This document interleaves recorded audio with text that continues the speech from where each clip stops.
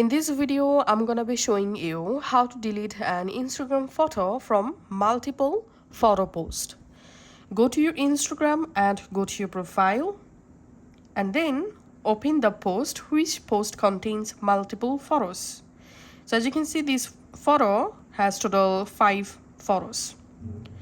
And then tap on 3 dot, tap on edit, tap on back to hide the keyboard.